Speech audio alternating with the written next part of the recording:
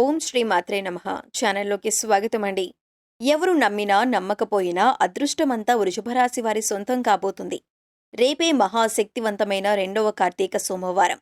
ఈ రాశివారు ఈ చెట్టు ఆకుపై ఒక్క దీపం వెలిగిస్తే చాలు. కోటి సోమవారాలు ఉపవాసం, దీపారాధన, దానం చేసిన పుణ్యఫలమంతా మీ సొంతమవుతుంది. అయితే ఈ రాశివారు మహాశక్తివంతమైన రెండవ కార్తీక సోమవారం రోజున ఏ చెట్టు ఆకుపై దీపాన్ని వెలిగించాలి, ఈ విధంగా దీపాన్ని వెలిగించేటప్పుడు ఎటువంటి నియమాలను ఆచరించాలి, అలాగే కార్తీక సోమవారం యొక్క ప్రత్యేకత ఏమిటి, ఈ రోజున ఎటువంటి పనులను చేయాలి, ఏ పనులను చేయకూడదు అనేటటువంటి విషయాలను గురించి ఈ వీడియోలో వివరంగా తెలుసుకుందాం. కానీ అంతకంటే ముందుగా మీరు కనుక మన ఛానల్ని సబ్స్క్రైబ్ చేసుకోకపోయినట్లయితే సబ్స్క్రైబ్ చేసుకొని పక్కనే ఉన్న బెల్ ఐకాన్ నొక్కి ఆల్ సెలెక్ట్ చేసుకుంటే మేము ఇలాంటి వీడియోస్ అప్లోడ్ చేయగానే ముందుగా మీకు నోటిఫికేషన్ వస్తుంది. కార్తీక మాసం ఎంతో పవిత్రమైనది. కార్తీక మాసంలో ప్రతి రోజుకు ఒక ప్రత్యేకత ఉంటుంది. ముఖ్యంగా కార్తీక సోమవారానికి చాలా విశిష్టత ఉంటుంది. ఈ రోజున చేసే ప్రతి పని ఎన్నో రెట్లు పుణ్యఫలాన్ని ప్రసాదిస్తుంది. ముఖ్యంగా ఈ మాసం హరిహరులో ఇద్దరికీ చాలా ప్రీతికరమైంది. దీపావళి అమావాస్య ముగిసిన తర్వాత రోజు నుంచే కార్తీక మాసం ప్రారంభమవుతుంది.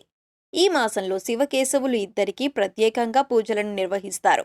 అలాగే సోమవారం రోజున ప్రత్యేకించి శివునికి అభిషేకాలు, విశేషమైనటువంటి పూజలను నిర్వహిస్తారు. శివానుగ్రహం పొందటానికి ఉపవాస దీక్షలను, దీపారాధనను చేస్తారు. ముఖ్యంగా ఈ మాసం అంటేనే దీపారాధనకు ప్రత్యేకమైంది. ఈ మాసంలో చేసే దీపారాధన చాలా విశిష్టతను కలిగి ఉంటుంది. ఈ మాసం మొత్తం ఉదయం, సాయంత్రం వేళల్లో దీపారాధన చేస్తారు. చెప్పాలంటే అన్ని మాసాల్లో కంటే కార్తీక మాసం చాలా ప్రత్యేకమైంది. ఈ మాసంలో హరిహరులిద్దరినీ పూజించటం ద్వారా విశేషమైన పుణ్యఫలం లభిస్తుందని కార్తీక పురాణం చెబుతుంది. ఈ మాసంలో స్నానం, దానం, దీపారాధన, అభిషేకం ఖచ్చితంగా చేస్తాం. ప్రత్యేకించి సూర్యోదయానికి ముందు చేసే స్నానాలు, అలాగే ఈ మాసంలో చేసే దానాలు, ఉపవాసానికి చాలా గొప్ప శక్తి ఉందని స్కాంద పురాణం వివరిస్తుంది. ముఖ్యంగా ఈ మాసంలో దీపారాధన చేస్తే పాపాలు తొలగి పుణ్యఫలం లభిస్తుంది. అలాగే నక్తం లేదా ఉపవాసం ఆచరించగలిగితే ఆరోగ్యానికి సంబంధించినటువంటి సమస్యలన్నీ తొలగిపోతాయి. అలాగే ఈ మాసంలో శివాలయ దర్శనం చాలా కీలకమైంది. ఈ మాసం మొత్తం పరమేశ్వరుణ్ణి పూజించటం ద్వారా విశేషమైన ఫలితం దక్కుతుంది అనటంలో ఎటువంటి సందేహం లేదు. ఈ మాసం మొత్తం శివాలయాలు అన్ని భక్తులతో కిటకిటలాడుతూ ఉంటాయి. అలాగే అత్యంత పవిత్రమైన ఈ మాసంలో మాలధారణ చేసేవారు కూడా అనేక మంది ఉంటారు. అత్యంత నియమనిష్టలతో ఆ భగవంతుణ్ణి ప్రతినిత్యం కొలిచి బంధాలకు దూరంగా భగవంతుడికి దగ్గరగా ఈ మాసం మొత్తం గడుపుతారు. ఇంకా చెప్పాలంటే ఈ మాసంలో వచ్చే ప్రతి సోమవారం రోజున పరమేశ్వరుని దర్శించుకుని ప్రత్యేక పూజలు చేసి ఉపవాస వ్రతం ఆచరిస్తే ఎంతో విశేషమైన ఫలితం దక్కుతుంది.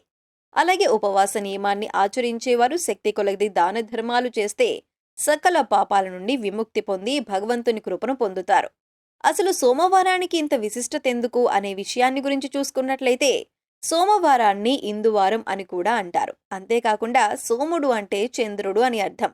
అలాగే సోమ అనే పదాన్ని సో ప్లస్ ఉమా అంటే ఉమామహేశ్వరుడు, అందుకే సోమవారం అంటే పార్వతీ పరమేశ్వరులకు ఎంతో ప్రీతి అని. అలాగే ఈ సోమవారం రోజున విశేషమైనటువంటి పూజలను చేయటం ద్వారా విశేషమైన ఫలితాన్ని పొందుతారని నాంది. ఈ విధంగా ప్రత్యేకంగా పూజలు చేయటం ద్వారా కైలాస దర్శన భాగ్యం కలుగుతుందని శాస్త్రాల్లో వివరించబడి ఉంది.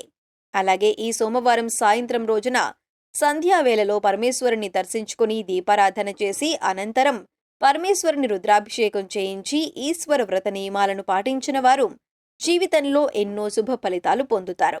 ఈశ్వర వ్రతం ఆచరించిన వారికి ఇంట్లో ఎప్పుడూ డబ్బు కొరత, ఆహారం కొరత అనేది ఉండదు.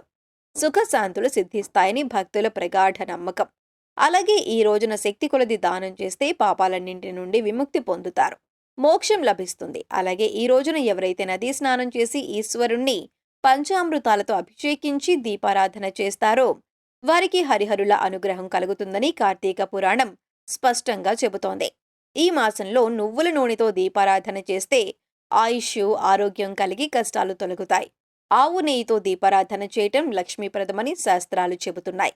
సోమవారం రోజు ముక్కంటికి ఎంతో ప్రీతికరమైన రోజు కాబట్టి ఈ రోజున కొన్ని నియమాలను పాటిస్తే కైలాసనాథుని అనుగ్రహాన్ని పొందుతారు. అలాగే ఈ రోజున చేయకూడని పనులను చేయటం ద్వారా ఆ ముక్కంటి ఆగ్రహానికి కూడా గురవుతారు. కాబట్టి ఈ రోజున చేయకూడని పనులేమిటి, అలాగే ఏ పనులను ఆచరిస్తే పుణ్యఫలితం లభిస్తుంది అనే విషయాన్ని గురించి చూసుకున్నట్లయితే ఈ రోజున ఓం నమ శివాయ అనే మంత్రాన్ని జపిస్తూ ఉండటం ద్వారా అంతా శుభమే జరుగుతుంది. అలాగే నదీ స్నానం చేయటం, భగవంతునికి విశేషమైనటువంటి పూజలను చేయటం, దీపారాధన చేయటం, దానం చేయటం, ఇలా భగవంతుని కృపను పొందటానికి చేసే ప్రతి పని ఎంతో శుభ ఫలితాన్నిస్తుంది. అయితే ఈ రోజున ముఖ్యంగా ఎట్టి పరిస్థితుల్లోనూ మూగ జీవాలను హింసించకూడదు. అలాగే పాములను చంపకూడదు. ముఖ్యంగా ఎవరైతే ఈ రోజున పామును చంపుతారో వారి ఇంట్లో నెగిటివ్ ఎనర్జీ అనేది ప్రవేశిస్తుంది. దీంతో కుటుంబంలో అనేక అనర్థాలు జరుగుతాయి. అలాగే ఈ రోజున పొరపాటును కూడా మాంసాహారం ముట్టుకోకూడదని పురాణాలు చెబుతున్నాయి. అలాగే షేవింగ్ చేసుకోవటం, గడ్డం గీసుకోవటం వంటి పనులను కూడా చేయకూడదు. అలాగే ఉపవాసాన్ని ఆచరించేవారు నియమానుసారంగా ఉపవాస దీక్ష చెయ్యాలి. అలా కాకుండా ఉపవాస దీక్షను ఉల్లంఘన చేస్తే భగవంతుని ఆగ్రహానికి గురవుతారు. ముఖ్యంగా 8 సంవత్సరాల లోపు పిల్లలు, 80 సంవత్సరాలు దాటిన తర్వాత ముసలివాళ్లు ఉపవాస నియమాన్ని పాటించకూడదు. అలాగే అనారోగ్య సమస్యలతో ఇబ్బంది పడేవారు కూడా ఉపవాస నియమానికి దూరంగా ఉండటం మంచిది. ఎంతో విశిష్టత కలిగిన ఈ రోజున ఈ రాశివారు ఏ ఆకుపై దీపారాధన చేయటం ద్వారా విశేషమైన ఫలితాన్ని పొందుతారు అనే విషయాన్ని గురించి చూసుకున్నట్లయితే, ఆ పరమేశ్వరునికి ఎంతో ప్రీతికరమైన చాలా విలువైన బిల్వపత్రంపై ఈ రాశివారు దీపారాధన చెయ్యాలి. ఈ విధంగా బిల్వపత్రంపై దీపారాధన చేయటం ద్వారా కోటి సోమవారాలు దీపారాధన, దానం, ఉపవాసం చేసిన పుణ్యమంతా వీరి సొంతమవుతుంది. బిల్వపత్రం అంటే శివునికి చాలా ఇష్టం. అలాగే హిందూ ధర్మశాస్త్రంలో బిల్వపత్రానికి ఎంతో ప్రత్యేకత ఉంది. ఈ బిల్వపత్రాన్నే మారేడు దళం అని కూడా అంటారు. వినాయక చవితి రోజు పూజలు కూడా ఈ మారేడు దళాన్ని ఉపయోగిస్తారు. అంతేకాకుండా ఏకబిల్వం శివార్పణం అంటూ ఆ మహాదేవునికి బిల్వపత్రాన్ని సమర్పిస్తూ నమస్కారం చేసుకుంటాం. అలాగే ఈ బిల్వపత్రాల్లో అనేక రకాలు ఉన్నాయి. ఏకబిల్వం, త్రిబిల్వం, సప్తబిల్వం, షణ్ముఖ బిల్వం, పంచముఖ బిల్వం, అఖండ బిల్వం, ఇలా ఎన్నో రకాలు ఉన్నాయి. అఖండ బిల్వంలో అనేక ఆకులు ఉంటాయి. ముఖ్యంగా త్రిదళ బిల్వపత్రంలో కుడివైపున విష్ణువు, ఎడమవైపున బ్రహ్మ, మధ్యలో శివుడు కొలువై ఉంటారు. శివలింగార్చనతో కూడిన శివపూజకు బిల్వపత్రం అత్యంత శ్రేష్టమైంది. భక్త కన్నప్ప మారేడు దళాలతో శివుణ్ణి పూజించి మోక్ష ప్రాప్తి పొందాడు. అంతేకాకుండా శివపురాణంలో బిల్వపత్రం విశిష్టత వివరించబడి ఉంది. పరమ పవిత్రమైన బిల్వపత్రం లేదా మారేడు దళం ఆకులు ఎండినా కూడా పూజకు ఉపయోగిస్తారు. కోటి ఏనుగుల దానఫలం, 100 యజ్ఞాల ఫలం, కోటి కన్యాదానాల వల్ల కలిగే ఫలం ఈ బిల్వపత్రం శివపూజకు సమర్పించడం వల్ల మనకు ప్రాప్తిస్తుందని పురాణాలు తెలుపుతున్నాయి. సకల పాపాల నివారణకు ఈ బిల్వపత్రం ఒక్కటి చాలు అని తెలుపుతుంది శివపురాణం. ఒకసారి పరమశివుడు పార్వతీదేవితో కలిసి భూలోకంలో నవవిహారం చేస్తుండగా అక్కడున్న వృక్షాల్లో మారేడు వృక్షం పార్వతీదేవికి కనిపించిందట. ఆ చెట్టు ఆకులు వింతగా కనిపించాయట. ఆ ఆకుల్ని పార్వతీదేవి తాకగానే ఆకు నమస్కారం చేస్తూ, అమ్మా పార్వతీదేవి, నా జన్మ తరించింది నీ స్పర్శతో అందట. అందుకు బదులుగా ఏవైనా వరం కోరుకొని పార్వతీదేవి అడిగిందట. అందుకు బిల్వపత్రం, నేను ఆకుగా పుట్టాను, ఆకుగా పెరిగాను, ఈ జన్మకు సార్థకమయ్యేలా చూడు తల్లి అని వేడుకుందట. అప్పుడు పార్వతీదేవి బిల్వపత్రానికి వరాన్ని ప్రసాదించి దాంతో శివపూజకు, శివస్థుతికి బిల్వపత్రం తప్పనిసరి అయింది. అటువంటి బిల్వపత్రంలో ఈ రాశివారు ఈ రోజున పరమేశ్వరులకు దీపాన్ని వెలిగిస్తే కోటి సోమవారాలు దీపారాధన చేసిన పుణ్యమంతా వీరి సొంతమవుతుంది. కాబట్టి పరమేశ్వరునికి అత్యంత ప్రీతికరమైన బిల్వపత్రంపై దీపారాధన చేయటం ద్వారా మీకున్నటువంటి సమస్యలన్నీ తొలగిపోతాయి. ఆర్థిక అభివృద్ధి కలుగుతుంది. వ్యాపారాలు అభివృద్ధి చెందుతాయి. ఉద్యోగంలో సానుకూల మార్పులను పొందుతారు.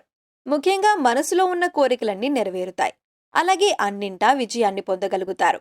కాబట్టి ఖచ్చితంగా ఈ రాశివారు ఈ రోజున బిల్వపత్రంపై దీపారాధన చేసి పరమేశ్వరుని యొక్క అనుగ్రహాన్ని పొందండి. ఖచ్చితంగా మీ కష్టాలన్నీ తీరిపోతాయి.